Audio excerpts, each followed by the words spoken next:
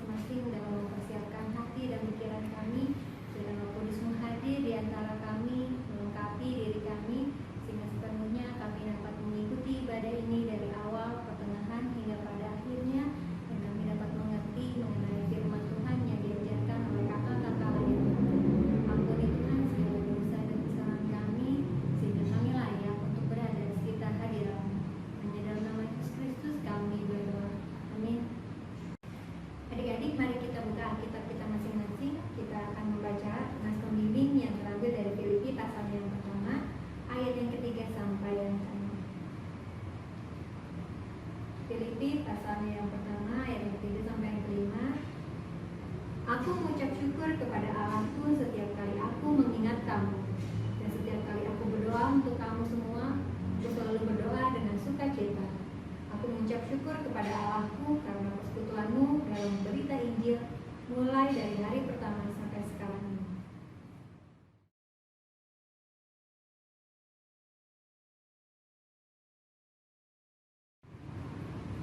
Baiklah adik-adik, sebelum kita mendengarkan firman Tuhan, kita kembali menyanyi dari Gita Bakti 22, Besar dan Ajaib.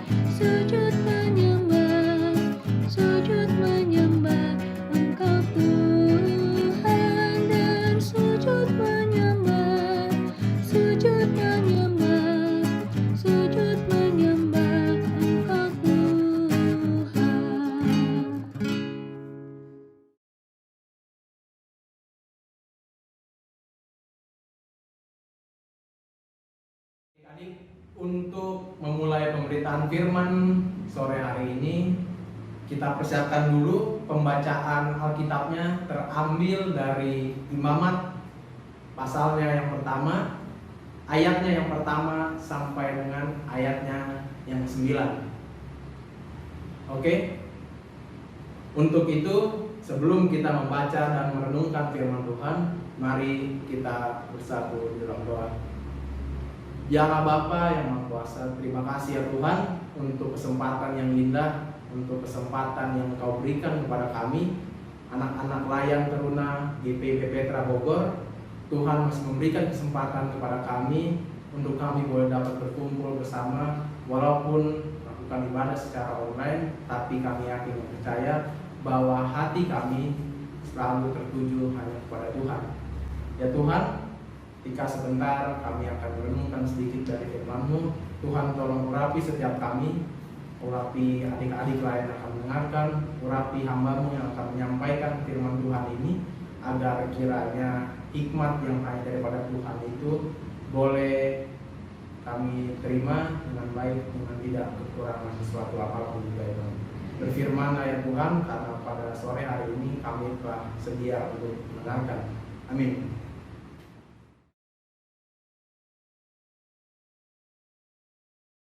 Kita akan membaca pembacaan kita pada sore hari ini yang terambil dari Imamat pasal yang pertama, ayat pertama sampai dengan 9. Tuhan memanggil Musa dan berfirman kepadanya dari dalam kemah pertemuan. Berbicaralah kepada orang Israel dan katakan kepada mereka, apabila seseorang di antara kamu hendak mempersembahkan persembahan kepada Tuhan, haruslah persembahanmu yang kamu persembahkan itu dari ternak, yakni dari lembu sapi atau dari kambing domba. Jikalau persembahannya merupakan korban bakaran dari lembu, haruslah ia mempersembahkan seekor jantan yang tidak bercela. Ia harus membawanya ke pintu kemah pertemuan, supaya Tuhan berkenan akan dia. Lalu ia harus meletakkan tangannya ke atas kepala korban bakaran itu, sehingga baginya persembahan itu diperkenan untuk mengadakan pendamaian baginya. Kemudian haruslah ia menyembelih lembu itu di hadapan Tuhan, dan anak-anak Harun, imam-imam itu, harus mempersembahkan darah lembu itu dan menyiramkannya pada sekeliling mezbah yang di depan pintu kemah pertemuan. Kemudian haruslah ia mengeliti korban bakaran itu dan memotong-motongnya menurut bagian-bagian tertentu. Anak-anak imam Harun haruslah menaruh api di atas mezbah dan menyusun kayu di atas api itu. Dan mereka harus mengatur potongan-potongan korban itu dan kepala serta lemaknya di atas kayu yang sedang menyala di atas mezbah. Tetapi isi perutnya dan betisnya haruslah dibasuh dengan air, dan seluruhnya itu harus dibakar oleh imam di atas mezbah sebagai korban bakaran, sebagai korban api-apian yang baunya menyenangkan bagi Tuhan. Sedemikian jauh pembacaan kita. Terpujilah Tuhan. Haleluya.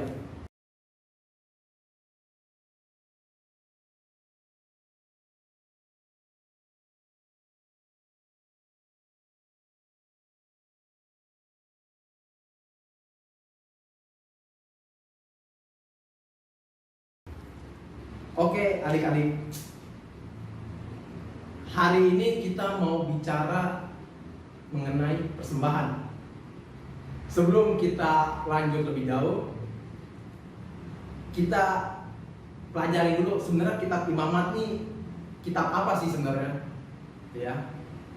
Kitab Imamat itu adalah, kalau dilihat dari urutannya, ya, kalau dilihat dari urutan Alkitab kita, dia itu kitab urutan ketiga, gitu ya, dalam kumpulan kitab Taurat.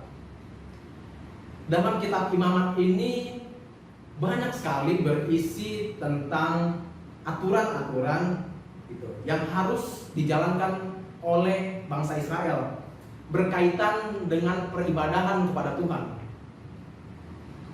Kitab ini mau menjelaskan tata cara, tata melakukan ibadah kepada Tuhan. Karena pada zaman itu ibadah itu nggak sembarangan. Dan tentunya sampai saat ini pun nggak boleh sembarangan. ibadah itu harus tertata, tersusun secara teratur, sesuai dengan apa yang Tuhan kehendaki pastinya. Kita kembali baca di ayat yang pertama ya. Tuhan memanggil Musa dan berfirman kepadanya dari dalam kemah pertemuan. Gitu ya. Gak seperti waktu Tuhan ngasih 2 loh batu kepada Musa, 10 perintah Tuhan. Kali ini Tuhan mengajak langsung Musa untuk berbicara tanpa melewati sebuah media atau benda, ya. Di sini Tuhan mau menyampaikan kepada Musa tata cara gitu, untuk memberikan persembahan, untuk memberikan korban bakaran dalam konteks bangsa Israel. Memberikan persembahan itu nggak sembarangan ternyata.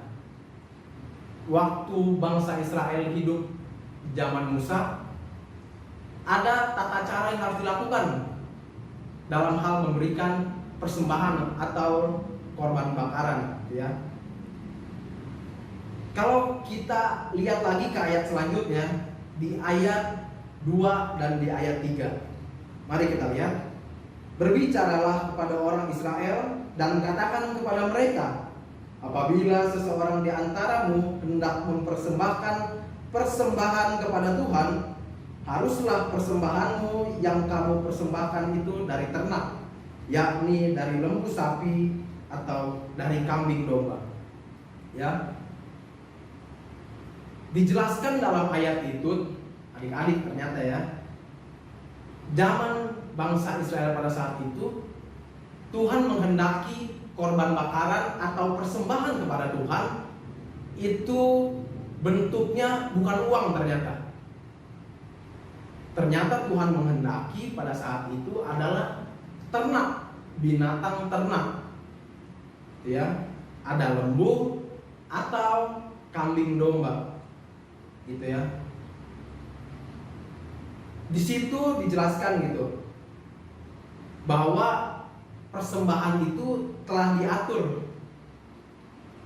telah ditentukan oleh Tuhan sendiri, bahwa persembahan yang dikehendaki adalah ternak, ya. Mengatur tentang korban persembahan, apa yang harus mereka bawa kepada Tuhan, ya. Sekalipun ada banyak bentuk gitu persembahan, baik binatang atau tanaman. Kalau kita flashback lagi ke kitab Kejadian pada saat itu, di dalam kisah Adam dan Hawa tentunya, 2 anak mereka, Kain dan Habel. Di situ kita bisa lihat bahwa mereka berdua mempersembahkan korban bakaran juga kepada Tuhan. Yang satu memberikan berupa tanaman, yang satu memberikan berupa ternak atau hewan. Tuh. Selanjutnya di ayat 2-3 ini dia mau mengatur gitu ya, bahwa persembahan yang berkenan bagi hati Tuhan itu yang berasal dari ternak. Tuh. Mengatur bahwa kualitas dari korban persembahan haruslah kualitas yang terbaik. Kita lihat di ayat ketiga. Jikalau persembahannya merupakan korban bakaran dari lembu, haruslah ia mempersembahkan seekor jantan yang tidak bercela. Garis bawahi, yang tidak bercela. Gitu ya. Berarti apa yang kita berikan, yang pada saat itu bangsa Israel harus berikan, adalah seekor jantan yang tidak bercela. Gitu ya. Apabila bercela, ya Tuhan gak berkenan. Yang dipersembahkan kepada Tuhan yang paling sempurna di antara yang kita punya, bukan lembu yang ibaratnya kakinya pincang atau kena sakit apa kita nggak tahu, tapi sesuatu yang Tuhan kehendaki adalah yang tidak bercela. Itu uraian ayat pertama sampai dengan ayat yang ketiga. Kita balik lagi ke Alkitab, maaf. Di ayatnya yang keempat sampai dengan ke-9, ya. itu menjelaskan bagaimana tata caranya dalam hal memberikan persembahan atau korban bakaran tersebut. Di situ Tuhan sudah menjelaskan secara detail, secara lengkap, secara rinci apa saja yang harus diperbuat, bagaimana cara mengulitinya, bagian apa yang harus diberikan, bagaimana prosedur untuk memberikannya.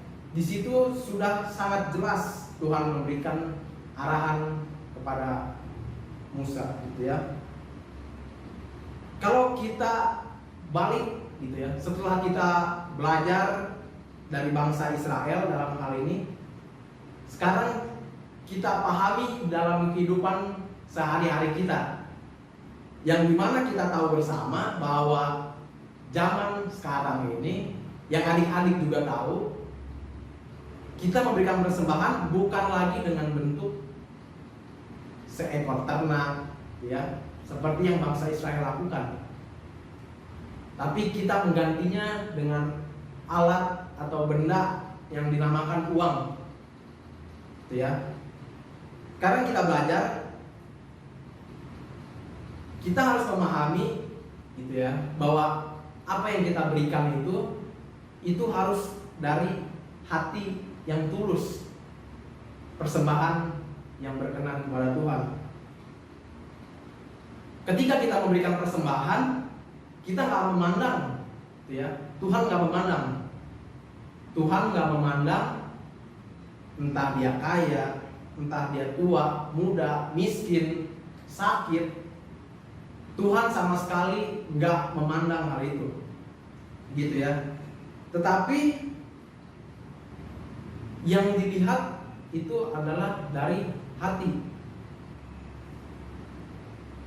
Dari hati, apakah kita ikhlas? Apakah kita memberikan dengan sukacita? Apakah kita memberikan dengan rasa yang berbeban gitu? Ah, gila, masa saya harus ngasih, gitu ya. Sedangkan saya buat makan aja susah, gitu. Kata si orang yang nggak punya ibaratnya. Atau kata si kaya, buat apa gua ngasih? Tuh. Masih banyak hal yang lebih penting daripada sekedar memberikan persembahan. Tapi itu yang nggak boleh ada di dalam hati kita tentunya. Ketika kita memberikan persembahan, ketika kita memberikan sesuatu kepada Tuhan, haruslah dengan hati yang riang, gembira, bersukacita tentunya. Jangan karena paksaan. Karena kalau kita kaitkan dengan bangsa Israel, ketika kita sudah memiliki hati yang berbeban, ketika kita sudah merasa, wah, saya nggak bisa ngasih nih, buat apa saya ngasih? Itu berarti menjadi sesuatu yang bercela di mata Tuhan. Karena dalam konteksnya, ketika kita memberikan sebuah persembahan, ya, kalau diambil dari katanya sembah, ya, ditambahkan imbuhan per dan an, persembahan. Dimana kalau kita artikan sembah itu kita pasrah, kita memberikannya dengan sukarela, kita dengan tidak terpaksa kita melakukannya, gitu. Yang selanjutnya, semua orang harus memberikan persembahannya itu sesuai kemampuannya. Jadi kalau misalnya si orang yang mampu, gitu ya, si orang yang memiliki berkecukupan, memiliki berkat yang melimpah tentunya dari Tuhan, harusnya ya dia memberikan sesuai dengan kemampuannya. Jangan dia memberikannya itu pas-pasan ibaratnya, gitu ya. Misalnya ada orang yang gak mampu, atau kita sebut aja, mohon maaf, si miskin, gitu ya. Yang miskin ini memberikan persembahan 2.000 rupiah. Tentunya orang yang lebih memiliki berkat lebih, si kaya ini, ya harusnya dia bisa memberikan yang lebih untuk Tuhan. Karena Tuhan aja udah memberikan sesuatu yang lebih untuk hidup dia. Jadi janganlah kita memberikan tidak sesuai dengan kemampuan kita gitu. Sebaliknya, kalau si miskin ini nggak punya uang atau nggak punya berkat yang sama dengan si kaya, kasihlah sesuai dengan kemampuannya. Gitu. Gak usah sok-sokan, aduh gimana ya, saya cuma punya duit segini, saya cuma punya uang segini, tapi saya pengen ngasihnya kayak si kaya itu, bisa ngasih banyak. Ternyata kalau kita balik lagi ke awal tadi, Tuhan gak memandang semua itu. Tuhan gak memandang strata sosial, Tuhan gak memandang berapa uang yang kita kasih, tetapi yang Tuhan lihat adalah hati. Yang Tuhan lihat adalah bagaimana cara kita memberikannya. Apakah dengan kerelaan, apakah dengan hati yang riang, gembira tentunya. Kalau kita berikannya banyak gitu ya, melebihi kemampuan, tapi kita bersungut-sungut, sama aja bohong, tetap bercela gitu ya. Jadi di poin kedua ini mau dibilang memberikan persembahan sesuai dengan kemampuan. Yang ketiga ya, yang paling penting ya, Tuhan bilang bahwa dalam Kejadian bangsa Israel itu dibilang bahwa ketika mempersembahkan lembu haruslah yang tidak bercela, yang tidak bercela lembunya. Sama juga dengan Kejadian zaman sekarang, tentu persembahan yang kita kasih itu harus berasal dari usaha sendiri gitu ya. Jangan dengan cara uang kita nyolong, kita mencuri, tapi kita kasih itu buat Tuhan. Itu sangat-sangat bercela pastinya. Itu sangat bertentangan dengan firman Tuhan yang tadi kita baca, bahwa persembahan yang kita kasih itu gak boleh yang bercela. Kalau kita aja udah mendapatkannya dengan cara mencuri, perbuatannya aja sudah jahat, itu ya, perbuatannya aja udah jahat. Masa hasil dari kejahatan itu mau kita persembahkan? Sedangkan Tuhan kasih berkat kita bukan dengan cara mencuri gitu, tapi kita harus memberikan apa yang kita dapat dengan hasil usaha sendiri, walaupun sedikit, walaupun itu nggak sebanyak si kaya tadi, tapi kita memberikannya dengan hasil usaha sendiri gitu ya. Kalau adik-adik misalnya bawa persembahan gitu ya dari rumah, orang tua udah bilang, mama bilang, ini mama kasih 10.000 uangnya buat persembahan ya. Tapi ternyata di jalan ada godaan. Wah, ada minuman enak nih, jajan tadi kan si mama ngasih 10.000, pakai aja goceng buat gua minum. Akhirnya kasih persembahan cuma 5.000. Padahal orang tua di rumah, mama di rumah atau papa di rumah udah ngasih amanat atau mandat ke kita bahwa uang yang mereka kasih itu harus kita jadikan persembahan. Kalau bahasa kerennya jangan diselewengin gitu ya. Jangan dipakai yang aneh-aneh itu uang persembahan. Kalau dikasih 10.000 ya 10.000 kasihnya. Jangan malah ngasihnya 5.000 buat jajan, 5.000 buat persembahan. Itu yang menjadi sandungan ketika kita memberikan persembahan. Berarti persembahan kita juga bercela, karena kita nggak tulus, karena kita nggak niat ternyata. Jadi persembahan yang kita kasih sia-sia, walaupun uangnya tetap masuk ke gereja, dipakai untuk pelayanan, tapi ada hal yang lebih besar daripada itu, adik-adik. Bukan hanya serta-merta kita memberikan, bukan serta-merta kita hanya ngasih ke gereja, tapi Tuhan juga memuliakan hati ketika kita memberikan persembahan. Apakah persembahan yang kita kasih itu cuma sekedar formalitas, atau memang ketulusan dari hati kita pribadi? Jadi sampai sejauh ini Kakak harap adik-adik sudah mulai mengerti gitu, tentang maksud Tuhan dalam hal memberikan persembahan. Sama halnya ketika kita sedang beribadah. Tuhan menyukai sebuah keteraturan gitu ya. Tuhan suka yang rapi, yang tidak berantakan.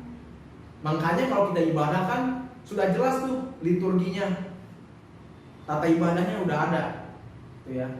Dalam hal persembahan pun ternyata Tuhan mau kita teratur, mau kita disiplin dalam hal memberikan persembahan.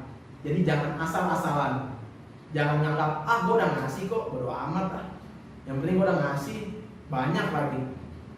Jadi jangan semata-mata hanya sampai hal tersebut kita berpikir, tapi kita harus berpikir lebih jauh lagi daripada hal itu. Paling itu aja adik-adik yang mau kakak sampaikan sore hari ini. Semoga kita semua, kakak dan adik-adik tentunya, semakin dibuat mengerti lagi oleh Tuhan, semakin diberikan hikmat dari Tuhan tentang bagaimana Tuhan menginginkan kita untuk boleh dapat memberikan persembahan, yang tentunya persembahan itu yang tulus dan yang harum di hadapan Tuhan. Baiklah, sekian pemberitaan firman pada hari ini. Selamat hari Minggu, Tuhan Yesus memberkati. Adik-adik, untuk merespon firman yang telah kita dengar tadi, mari sama-sama kita menyanyi dari Gita Bakti 244, Bapa Engkau sungguh baik.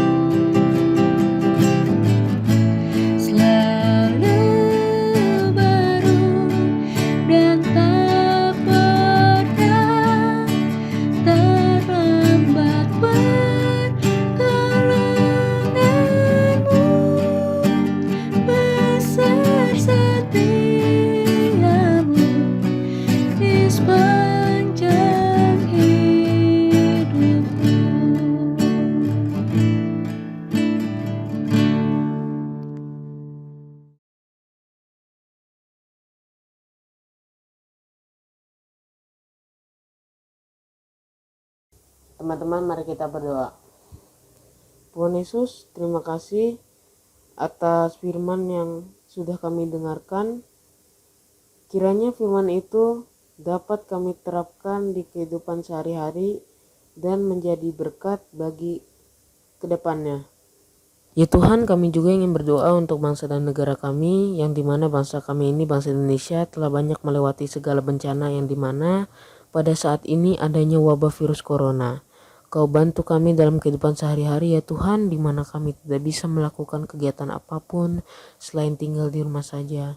Kau bantu kami dalam menghadapi wabah virus corona ini, dengan Engkau memberikan kesehatan selalu dan kekuatan pada kami.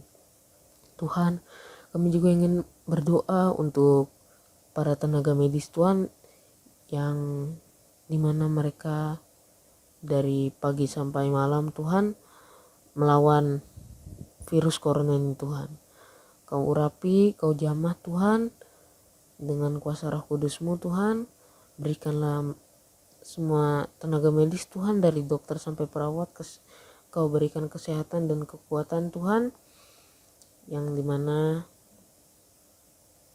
Engkau juga memberikan mereka kesabaran Tuhan, karena mereka merawat ribuan pasien Tuhan yang terinfeksi penyakit wabah corona ini Tuhan. Tuhan, kiranya juga Engkau memberkati juga Tuhan segala pemerintahan di Indonesia ini Tuhan, dari presiden, menteri, gubernur, wali kota, sampai masyarakat kecil Tuhan. Kau bantu kami ini Tuhan, di negara kami ini Tuhan, negara Indonesia, dengan Engkau memberikan kesehatan dan kekuatan bagi kami ini Tuhan. Tuhan, kami juga ingin berdoa Tuhan untuk para tenaga kerja Tuhan yang masih bekerja Tuhan di masa-masa pandemi virus corona ini Tuhan. Kau bantu mereka Tuhan, kau urapi semuanya Tuhan. Berikan kuasa Roh Kudus-Mu Tuhan. Berikanlah mereka kesehatan juga Tuhan, agar mereka dapat bekerja dengan baik Tuhan. Tuhan, kiranya hanya itu yang kami minta Tuhan. Tuhan, terima kasih. Dengarkanlah doa kami. Baik, aku berdoa untuk ke-6 pelkat dalam gereja ini, terutama pelkat PT. Ya Bapak, kiranya Engkau memberkati kegiatan yang akan dilaksanakan supaya dapat berjalan dengan baik. Ya Bapak, aku juga berdoa kiranya virus corona ini segera berakhir, sehingga kami dapat melaksanakan persekutuan teruna kembali dengan baik. Terima kasih Bapak yang telah mengajarkan kami berdoa. Bapa kami yang ada di surga, dikuduskanlah namamu, datanglah kerajaan-Mu, jadilah kehendak-Mu di bumi seperti di sorga. Berikanlah kami pada hari ini makanan kami yang secukupnya, dan ampunilah kami akan kesalahan kami, seperti kami juga mengampuni orang yang bersalah kepada kami. Dan janganlah membawa kami ke dalam pencobaan, tetapi lepaskanlah kami daripada yang jahat. Karena Engkaulah yang punya kerajaan, kekuasaan, dan kemuliaan sampai selama-lamanya. Amin.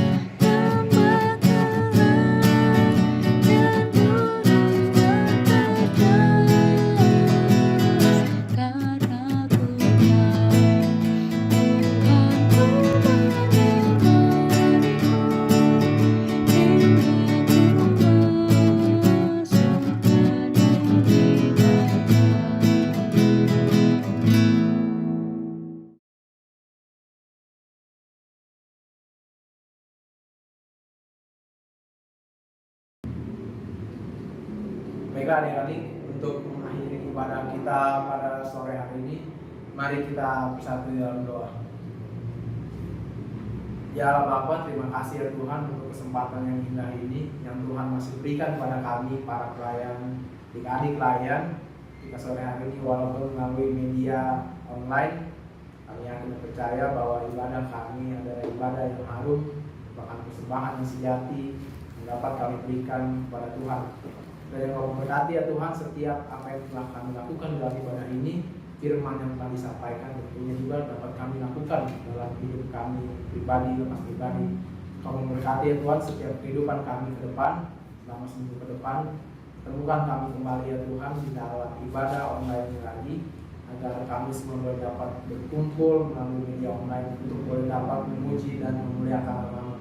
Berkati untuk setiap kehidupan yang akan kami jalani ya Tuhan, baik para pelayan, baik adik-adik pelayan dalam studinya, dan kau berkati ya Tuhan setiap aktivitas agar kiranya Engkau tetap menyertai kami semua sampai pada kesudahannya. Tuhan yang sempurnanya Tuhan kami alaskan hanya di dalam nama Tuhan Yesus, Tuhan yang ada di selamat kami yang hidup. Kami telah mengucap syukur kepada Bapa di sorga. Amin.